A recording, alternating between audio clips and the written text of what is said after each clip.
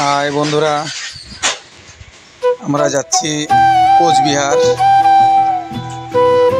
বং media উজ্জ্বলের যে ধামাল আড্ডা opening হচ্ছে, ওই রেস্টুরেন্টের ওখানেই যাচ্ছি। তারপর এখান থেকে কোচবিহারের রাজবাড়ি সব কিছুই ঘুরে আসবো।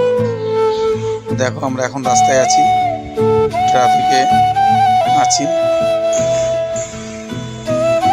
সাথে থাকো। আমার ছেলে একদম জামা কাপড় খুলে চলে এসেছি রাজবাড়ি। রাজবাড়ির ভিতরের দিকটা প্রচন্ড গরম, এত গরম ভিতরে ঢোকাই মুশকিল। জামা কাপড় সব ভিজে গেছে।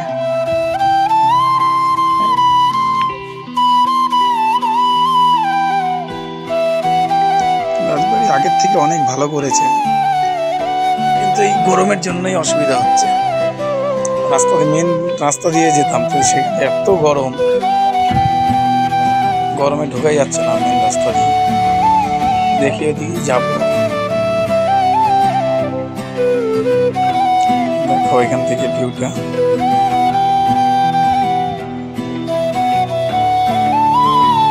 চলে আসলাম রাজবাড়ির উপরে। ঢুকে গেছি গেটে। ওখানে ভিডিও করতে দেয় না নিচ থেকে, ওখান থেকে প্রথমেই বারণ করে দিয়েছে, ভিডিও এলাও নেই। আমরা উপরে এসে করলাম। আমার ছেলে মেয়ে এখানে আছে, মেয়ে তো খুব খুশি এখানে এসে। ভিউটা কিন্তু দারুণ। তোমরা কোচবিহার আসলে রাজবাড়ি অবশ্যই আসবে। দেখো কিছু ছবি তুলেছি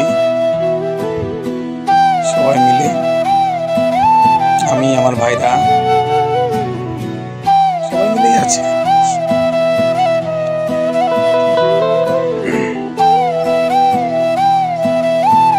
গরমে সারা শরীর ভেজা। এখান থেকে বেরিয়ে চলে আসলাম ধামাল আড্ডায়, উজ্জ্বলের বং মিডিয়ার ধামাল আড্ডায় চলে এসেছি। ওইখানে এত ভিড় ছিল, প্রচণ্ড গরম লাগছিল। বাচ্চা কাচ্চা নিয়ে ভাবছিলাম যে থেকে একটু প্রোগ্রাম দেখবো, কিছু খাওয়া দাওয়া করবো, তো ওখানে থাকাই যাচ্ছিল না,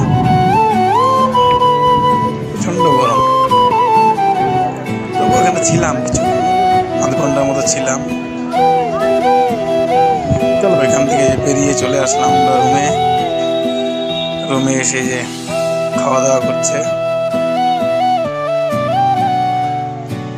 আমাদের খাওয়া দাওয়া হয়ে গেছে, এখন বাচ্চাগুলো খাওয়া দাওয়া করছে।